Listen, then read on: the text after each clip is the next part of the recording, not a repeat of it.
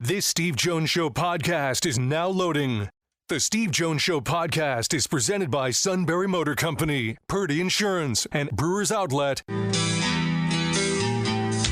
Bringing you an in-depth look at Penn State sports and more. This is the Steve Jones Show on News Radio 1070 WKOK. The Steve Jones Show is presented by Sunbury Motor Company, Purdy Insurance, and Brewers Outlet. Now, from the Sunbury Motor Studio, here's Steve Jones. This half hour being brought to you by our good friends at Purdy Insurance, Market Street in Sunbury. Go to purdyinsurance.com, home of the Purdy Memorial Golf Tournament. At the Susquehanna Valley Country Club, auto, home, life, business, boat, motorcycle, RV. Great help. Made a big difference. That's what Purdy Insurance does. They make a big difference for you because customer service means everything to them. They want to make sure you're fully insured, but also save you money. It is all at Purdy Insurance, Market Street in Sunbury. Go to purdyinsurance.com. And maybe a day late, but never a dollar short. Ladies and gentlemen, Neal Coolong, sir, welcome. As always, it is my pleasure to be here. Different day, but same vibes. All right, let's talk about the cut-down vibe. Anything the Steelers do that in any way was even mildly surprising?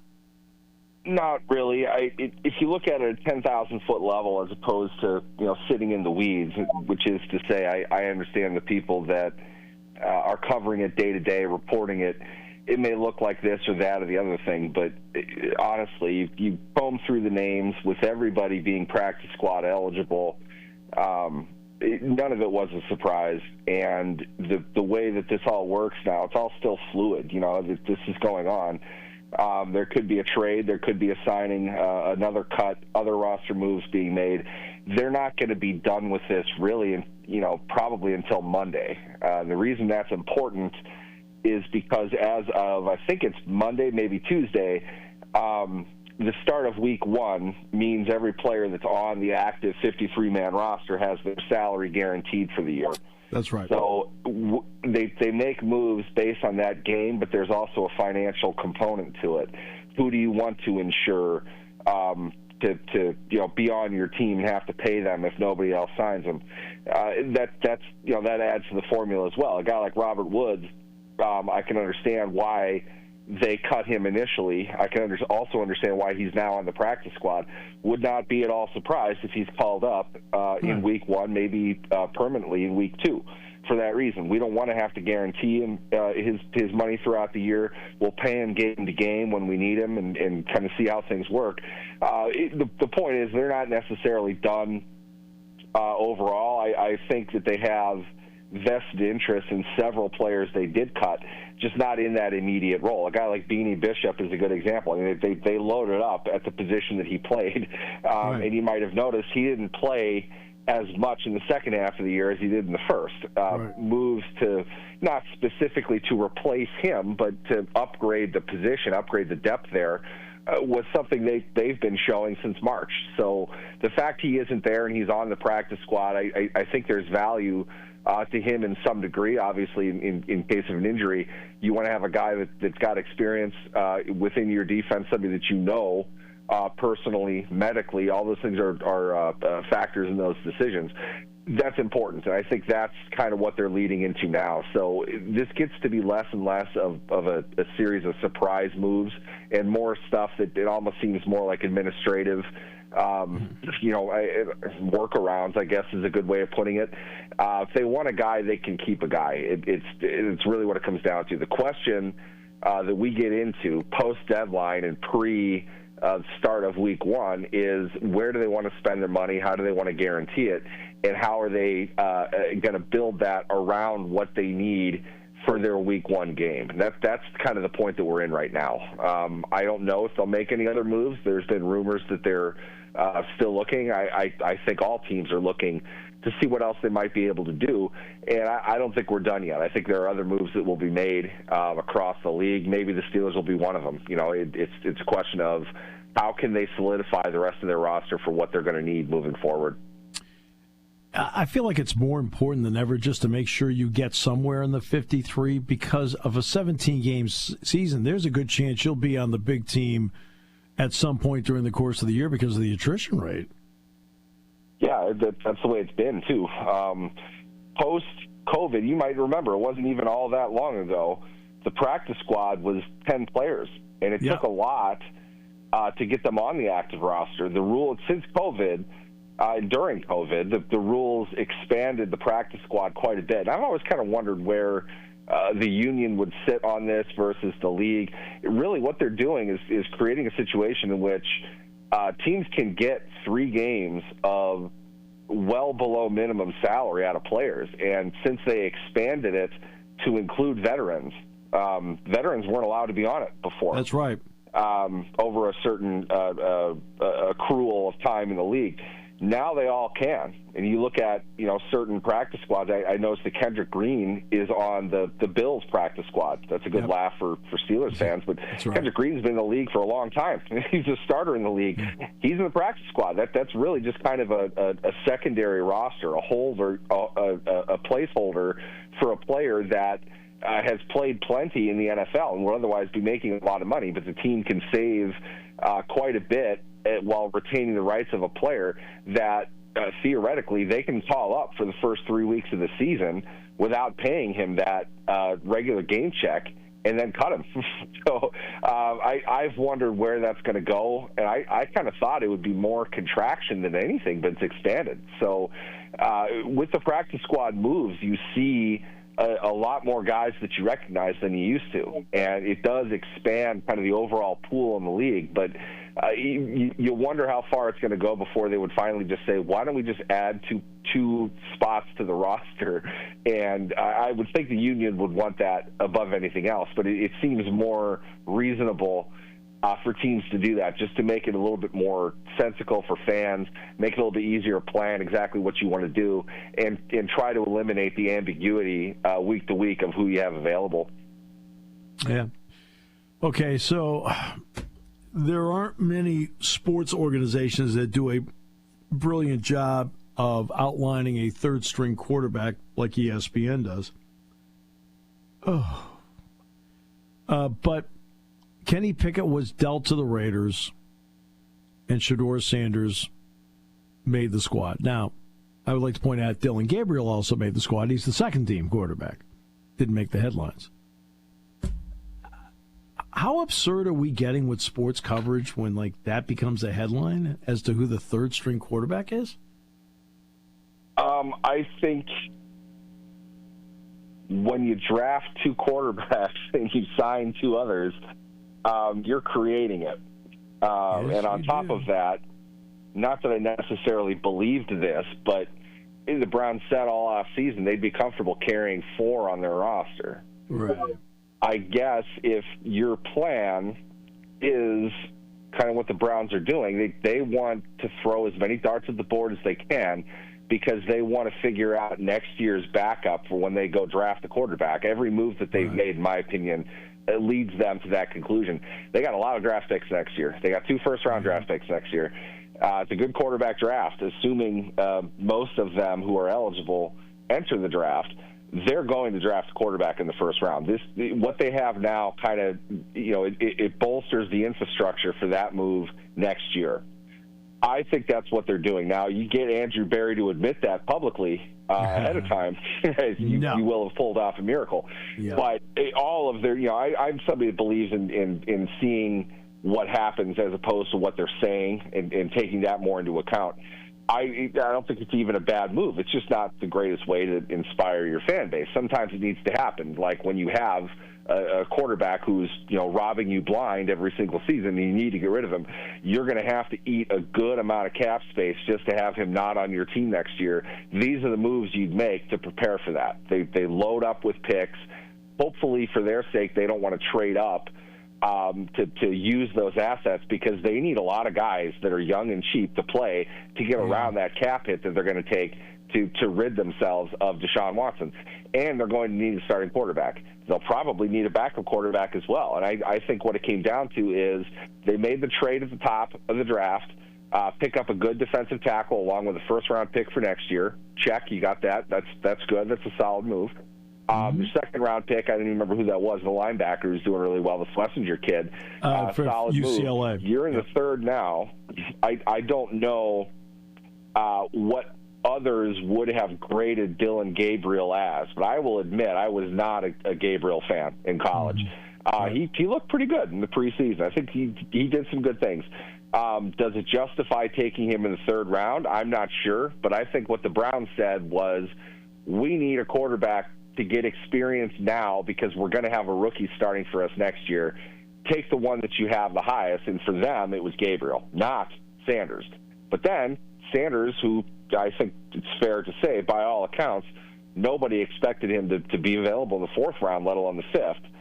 And when he's there in the fifth, it's a value pick to them. Yep. We may as well take another one because let's look at the guys that we have. Joe Flacco's 41 years old, or however old he is. Kenny Pickett has bounced around from team to team. We're not sure what he's going to be when he gets here. Let's have 4 just in case something happens. And what happens in training camp? Pickett misses most of it with a soft tissue injury. We can't really count on him any more than we can get value for him for trading him. That's the scenario that they kind of bought into by drafting a quarterback in the fifth round. They can get that pick back, have a cheaper quarterback who's younger, a little more room to grow, I think, Sanders versus Pickett, and you have a 3-deep quarterback room that's really kind of the same as you thought you'd get going into the season, and all of those guys you can develop and build for next year when you're going to have a different guy running your team. So the news that Cleveland created does justify all of it. Now, I think the real question you're asking is about the insanity that surrounds Shedeur Sanders. It started earlier than this, but if you look back at, and speaking his name causes him to appear, I know, but you look back at the whole Tim Tebow fiasco in Denver as well as New England and with the Jets, the fervor that's being generated by backup quarterbacks creates something completely different. Now, on the flip side of it, you have the Colin Kaepernick situation. Yeah, that same kind of of heat that comes with that, the national media attention that's going to be coming every single day to your backup quarterback is not a good thing for a locker room. Many would say. Some would say it's not a big deal at all. I would challenge that those people aren't in locker rooms very often. No, it's a distraction. It's a pain to everybody. It creates resentment. It's a problem. Shedeur, I felt, performed what a rookie quarterback oftentimes looks like in the preseason, knowing the flaws that he had, which are there. We saw good things, good traits that he has, which are there. Putting all of that together, the decision is not that difficult for the Browns to make, in my opinion, except you've got all this atmosphere, which now follows you into the regular season. So you may have removed a quarterback, you may have set up your future, but now you've got the problem with, why didn't he get a chance to be the backup quarterback? Well, he did. he didn't win the job. That's right. And also he needed to do a lot more than he did if he was going to unseat the guy at his position that they drafted 2 rounds earlier. So all these things can be explained very simply, but that's not typically how routine NFL fans handle things. So the Browns have that distraction on their hands, at least, however long they'll keep Sanders. You don't know. Again, going off what I was saying earlier, still a lot of moves are going to be made across the NFL. He doesn't know yet. Until you're on that roster for week 1, your salary is not guaranteed. You're not locked into anything. So we'll see what happens with all of that. But I think the Browns have to operate more long-term than what the average team will have to do. And I think the Sanders move kind of plays into that. And keeping him on the roster, I think, is a reasonable decision. I could have seen that they cut him and kept Pickett, but I think they got value for Pickett, and Sanders can handle being the emergency quarterback until they have a better option, or he becomes the backup or even the starter at some point. You never know what could happen. Well, yeah, you've got a 41-year-old starting quarterback in Joe Flacco. I think the door's open there. Jordan Addison's out the initial part of the season. Thielen's going to go from Carolina back to Minnesota. Give me the value of that pickup, because I've always felt like Thielen was a pro's pro at wideout. Yeah, he definitely is, and I followed this one pretty closely. I spoke to some sources that had knowledge of everything that went down. It was a deal that both teams we're comfortable with. But it became kind of a matter of, pre-dominoes, if you will. One's got to fall before everything else is going to go. And it's centered around Thielen being comfortable, restructuring his contract in such a way after he gets traded that is going to be beneficial to him, which means he, really needs to do it with the Panthers before he's going to do it, before he's going to get traded. That was his desire. The Vikings, as you might recall, only drafted like 4 times, I think, in this past draft. They have future money coming due that they're going to have to spend, and they want to be able to bolster that with more younger talent. And they like where they're at in terms of the amount of picks. They didn't want to give up too many. They didn't want to have a net loss of picks, so they're trying to put conditions into picks that make it so if we end up swapping picks, that's fine, but we don't want to lose any. And Carolina, their issue was if we're trading Thielen, a guy that we value legitimately within this offense, even if we have drafted receivers in back-to-back years that are going to be our primary guys this year, he has value to us. We don't want to pay his salary. We're not trying to get rid of him. So it became kind of a 3-way negotiation between all 3 sides, with all 3 sides feeling a deal is probably best. Thielen, obviously from Minnesota, Detroit Lakes, in the northern part of the state, went to Minnesota State Mankato. Minnesota legend. I was just walking around at the Minnesota State Fair recently. There's still Adam Thielen jerseys everywhere you can see. They love the guy. So and he's a solid veteran player, like you alluded to. In Jordan Addison's suspension, as well as Naylor's injury, they needed somebody that knew what he was doing in the offense, could play a couple different roles, not just one set specifically. Thielen fits all of that very well, and he knows the offense. He knows what's expected of him. You have to have that, and what's essentially a rookie-plus quarterback, you have to have that familiarity of a guy that's going to come in to fill a very specific role. So the deal made sense. It was just a question of how do we make everybody whole in this? So you knew it was going to take some time. And both sides were kind of like, well, let's see what happens with waivers. You never know. Maybe there's an option that's just going to fit somebody better. Carolina didn't want to trade him necessarily, but would have taken something back if they didn't have to pay his $6.25 million salary. So it seems to me everybody got kind of what they wanted out of this. Thielen will have maybe a little bit bigger of a role in Minnesota, at least for 3 games until Addison comes back. Maybe call it 4 until Addison's really in the groove again, maybe longer, who knows. Keep in mind, Addison's a guy that was under the influence and fell asleep in the line at LAX. That's how he got suspended in the first place. So can you count on him? I don't know. But, Thielen you've always been able to count on. So it's at worst a good insurance policy for what very well could be the best team in the NFL. The Vikings are at that level. The Panthers are rebuilding, and you had to like what you saw out of T-Mac all preseason. He looks really good. Leggett, the kid that they drafted last year, looks to be a big playmaker. Bryce Young looks a lot more comfortable in an open backfield, which is what they gave him the second half of the year, and he flourished in that. So Panthers are a team that's on the rise. Thielen makes a bunch of money. He's not going to be a high target guy for them. It made sense for everybody. And the Vikings got what they needed. Maybe had to overpay a little bit, but that's the NFL. It's not a fair market. It's not an even market. Guys have assigned values, and that's really where Thielen was. But he's the right fit for what they need, and it's a team that can or should not think that they can afford to start the season 0-3 because their offense can't be dynamic without a good veteran receiver running bang eights, running deep, shallow digs, things that they need on third down. He's that kind of guy. They don't really have that necessarily beyond Jefferson. So it makes a lot of sense. I think the Vikings got better. I think it's the right move for the Panthers as well, and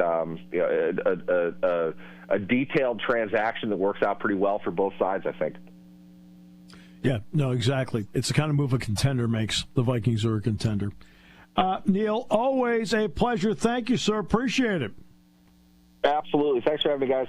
The outstanding Neal Coolong joining us on the show today. And this half hour being brought to you by Purdy Insurance. Market Street in Sunbury. Go to purdyinsurance.com.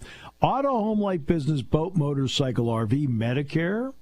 They'll help you get the Best deal possible where you're fully insured and also save money because customer service means everything to them at Purdy Insurance. Market Street in Sunbury. Go to purdyinsurance.com on News Radio 1070 WKOK. Nothing. Nada. Zilch. That's what you'll pay this summer to drive a brand new Kia from Sunbury Motors Kia. Wanna see you in a Kia. Sunbury Motors Kia.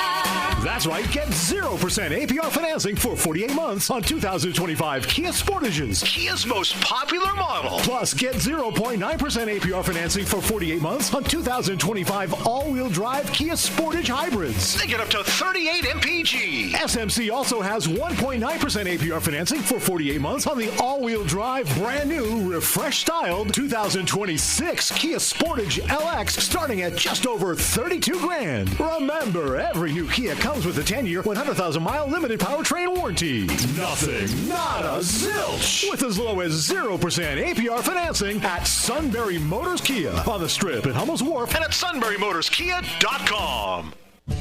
Hi, this is Season. For over 100 years, the Purdy Insurance Agency has been protecting families and businesses of the greater Susquehanna Valley and beyond. With the experience of our trained and knowledgeable staff, you can rest assured that your needs will be evaluated and met by some of the industry's best representatives.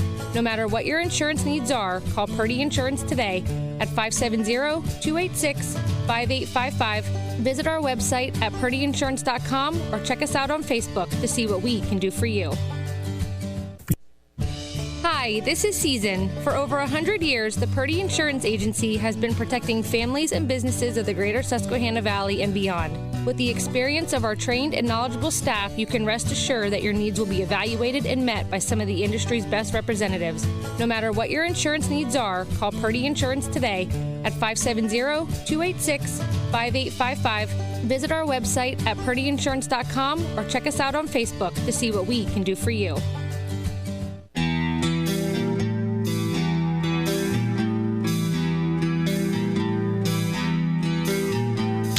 Bringing you an in-depth look at Penn State sports and more. This is the Steve Jones Show on News Radio 1070 WKOK. The Steve Jones Show is presented by Sunbury Motor Company, Purdy Insurance, and Brewers Outlet. Now from the Sunbury Motor Studio, here's Steve Jones. And this half hour brought to you by our great friends at Brewers Outlet, Reagan Street in Sunbury, the beverage supermarket.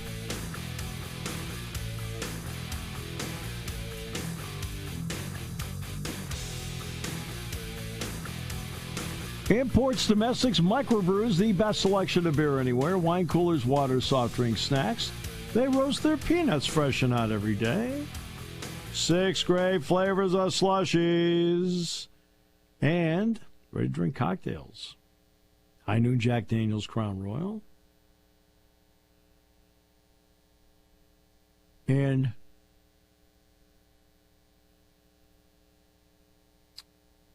the pickle bar led by the barrels and the dills, indeed second to none. All at Brewers Outlet, Reagan Street in Sunbury, the beverage supermarket.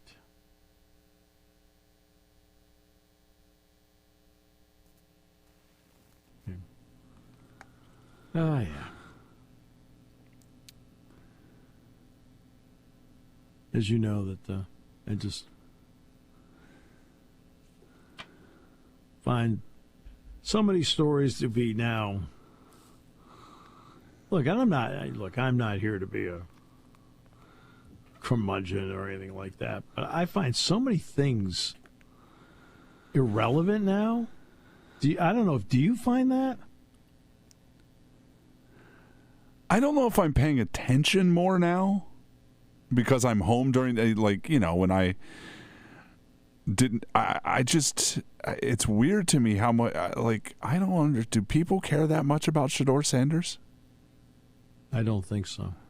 I mean, I just think that one of the areas that has hurt media, as far as I'm concerned, because is quite simple to me.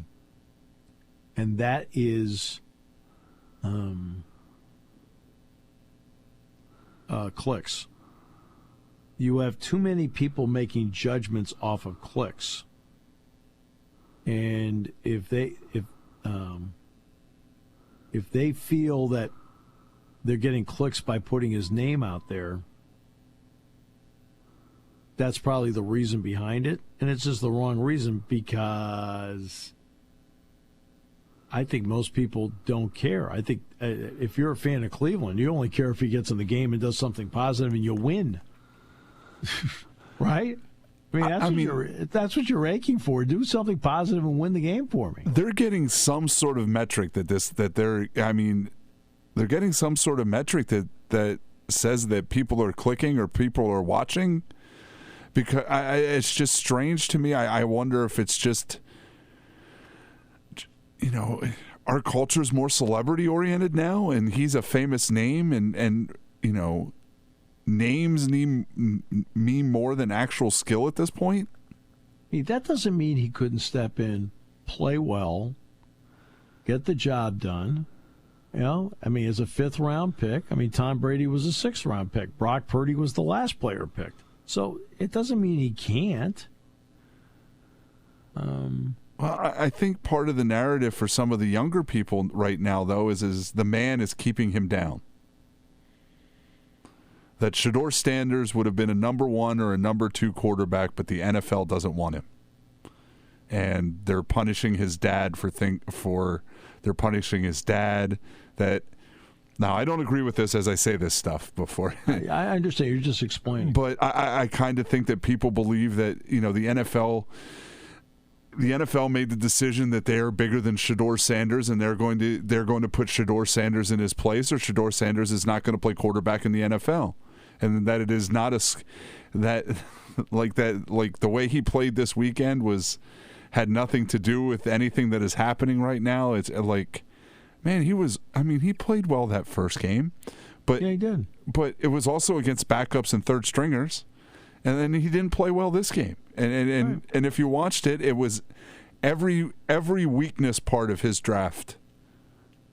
Thrown off his back foot, not staying in the pocket, getting off the first read so fast. And you and I have watched him enough in college to think that, with the right coaching, he could be successful in the NFL. Sure. But I kind of agree with Neal. No matter how you feel about what happened to Colin Kaepernick, the reason Colin Kaepernick never got a job is, the only way that I think maybe Tom Brady, Patrick Mahomes might have gotten a job in the NFL with that kind of, that kind of skill level outweighs the baggage, but his skill level, Shedeur Sanders is in the same boat. His skill level doesn't outweigh the baggage that he brings. And unless he shows that he's willing to be the 3rd or 2nd string quarterback, I don't know where he stays long enough to develop to become a number 1 quarterback. What people don't realize about Colin Kaepernick is this. He was in the process of working out a backup quarterback deal with Seattle. And something fell through. I don't know whether it was on his end or their end, or maybe he didn't want to be a backup or whatever. Right? He felt he was a starting quarterback, whatever. But it wasn't if somebody wasn't trying to negotiate with him. Seattle was trying to. Right? And then just broke off and went in a different direction. That thing happens, okay? That's football. And look, this is the NFL. If there is a team in the first round that thought that he could win for them in the first round, doesn't matter what the NFL says, they'd have drafted him. Why? Because they need guys. Hey, job of the GM's to win. Hey, sometimes you make mistakes, Mike Mamula, right? Sometimes you hit it right, Jalen Hurts in the 2nd round. Okay. All right. But believe me, these teams are aching to get guys who can win for them. It doesn't matter what their last name is. Doesn't matter what their last. Oh, there's something nefarious going on. You got general manager sitting there, well, Jesus, man, I really think Shedeur Sanders could really help us, but the league won't let me pick him. Really? right? You're the Seattle Seahawks. We'd like to have him as the backup quarterback. He'd be great insurance, right? But look, they're coming off a 1-15 year, and he didn't play well, right? Okay, because people forget they were 1-15. His last year as the starter with the 49ers. Right? That always seems to be left out of the story because it doesn't fit the narrative. And you know how I feel about narratives. The vast majority of them are wrong. Yet the vast majority are believed by the public because the narrative is forced down your throat over and over and over. It must be true. It must be true. And I'll sit there. I can tell you the vast majority of them, if you take just a little bit of research, most of them are wrong.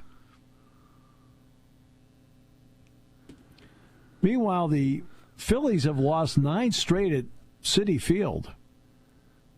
Yikes. And Duran, it didn't go well last night. He's human. You're right. It's going to happen to everybody. Yeah. He's human. But they don't have Zach Wheeler any longer. And that, again, your ability to stop a losing streak is reduced. By the way, the Yankees are winning 11-0 over the Nationals. While we were on break, apparently it's been bad since the beginning. Bob Carpenter apparently was doing the plot of Damn Yankees to fill some time. I don't blame him.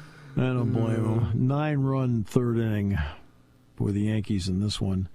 A lot of batting averages have gone up in this series. Max Fried, he's been incredible. He's pitching against the Nationals. All right, wouldn't get too excited just yet.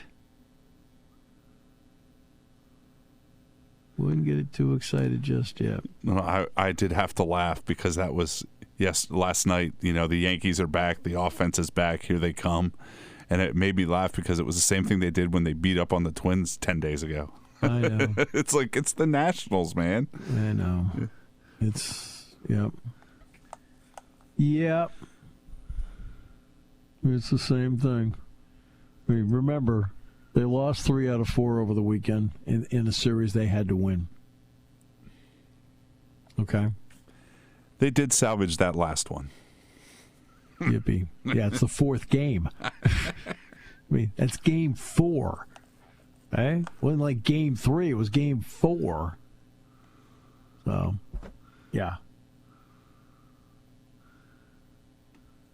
I was going to say, we needed Matt after that rather than the Nationals. Oh, no. There's a way of poking the bear on that one. Oh, believe me. Right. I mean, the good news is the Yankees, based on opposition, now are actually the leaders in the International League. Uh-huh. All right, so, yeah. Way to go. Yeah.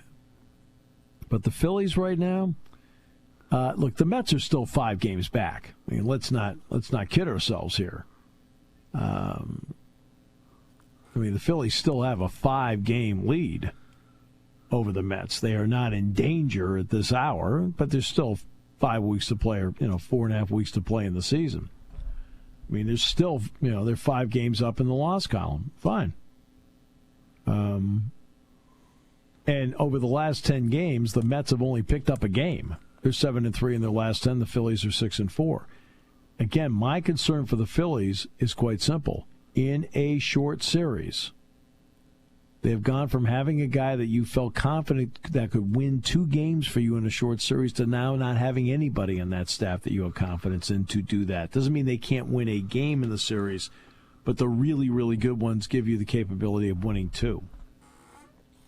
And the Phillies, like the vast majority of teams, don't have that. For example, not going to make the playoffs, but the Texas Rangers just lost one of those guys in Nathan Eovaldi.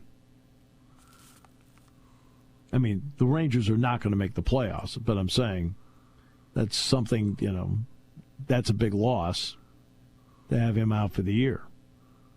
But that's the one thing the Mets have done is that it's not that they're 5 games out, but the Mets have now put themselves in a position where they're 3.5 ahead of the Reds in the wild card, when they started facing the Phils and they won the last 2 games, okay, they were actually a game and a half up on the Reds. Now they're 3.5 up on the Reds for the last wild card spot. And Diaz, by the way, came out of the bullpen, pitched really well, to his credit. So I think he got he faced 5 batters, got all 5 guys out. But this is, this is what makes a baseball season so precarious. Because over 162 games, you're going to lose key guys. You hope it's for a short period of time. In other words, Aaron Judge was out, but it was for a short period of time. Wheeler's out for the rest of the year. That's a tough one to overcome. It's a very tough one to overcome. And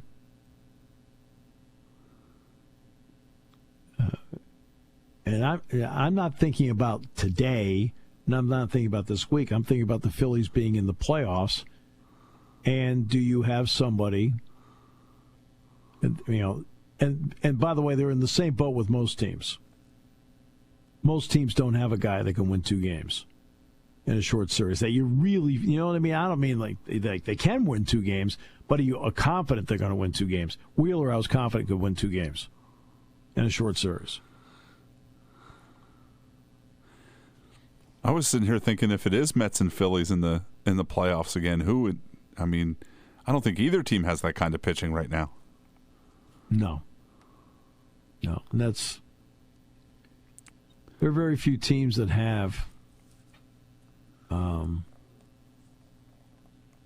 that kind of pitching. They really don't. I think Seattle's pitching's really good. But it is it's a long road. And the Phillies don't have a lot left in their farm system they can go to, at least right now. Just reading over the last couple of days, it does seem they really don't want to bring up Painter this year. No, they do not. You can tell they don't. And to be honest with you, another group that doesn't have a lot in the farm system right now is the Yankees.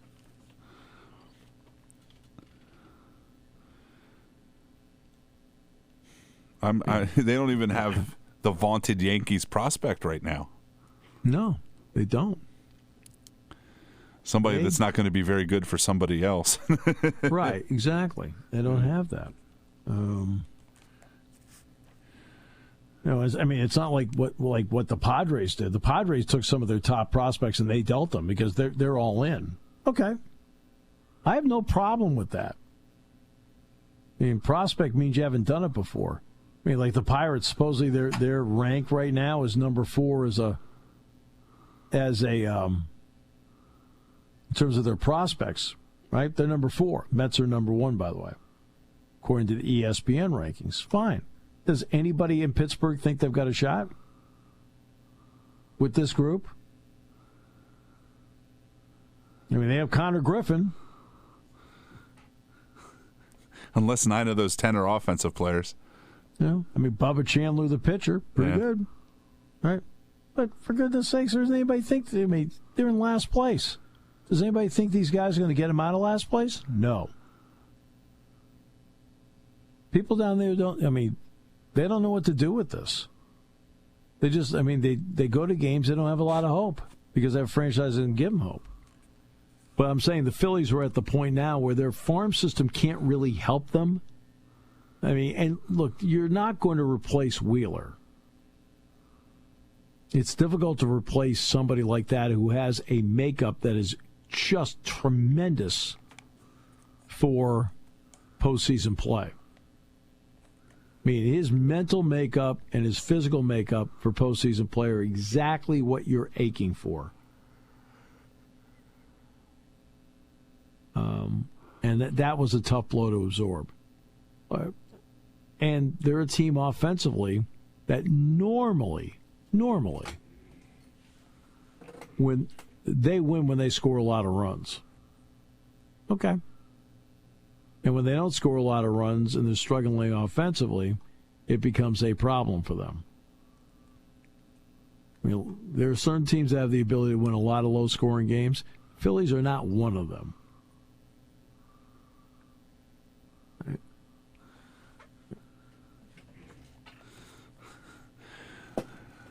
I was going to say, not the way they're going to. I mean, they just made a bunch of moves in the bullpen too. They're really piecing that staff together bit by bit right now. Right. I mean, Nimmo got the big walk-off single for the Mets last night. Okay. And we'll see how it goes tonight. By the way, Wilson Contreras' 6-game suspension after his tirade. I mean, Ollie Marmol had to hold him back, as did Coach Brant Brown. It's probably just, and the Cardinals won the game. They beat the Pirates 7-6. I read all about it. I still actually haven't seen the incident yet. Yeah, I haven't seen it either. In fact, I just called it up here on my screen. Let's see. I mean, the picture, he's rather animated in the picture. Yeah. But I haven't actually seen the tirade itself. I haven't had a lot of time to do stuff. I mean, I've been on the road. I've been doing games. I mean, I just had 8 straight games. I mean, he got called out on a pitch that was a strike. And to be honest with you, it was a strike. I mean, it was a strike. I saw the pitch. Was it last week? Did you see the Mariners guy on his rehab assignment last week? No. The ball buzzed up by his head and he threw the bat at the pitcher? Okay, there we go. I think he got less games I think he got less games than Contreras did. I think he got 5. Oh, brother. Amazing. All right. Well, we're back tomorrow. High school roundtable tomorrow. And Matt, who will be incredibly satisfied how the Yankees are better than the Nationals, here on News Radio 1070 WKOK. Summer's winding down, but the deals are heating up at Sunbury Motors Ford on North 4th Street in Sunbury. Get back to school in style. Save up to $6,800 on the fuel-efficient 2025 Ford Escape. Now priced as low as $24,975. Great for the morning carpool, but hurry, only a few left. Need more room for backpacks and gear? From 46 new Ford Explorers, slashed up to $6,200, starting at just $36,935. Or go big with America's favorite, over 60 new 2025 Ford F-150s, discounted up to $13,000, now starting at $45,544. And yes, 0% financing is available on many models. Race in the fall at Sunbury Motors Ford, North 4th Street in Sunbury, or visit sunburymotors.com.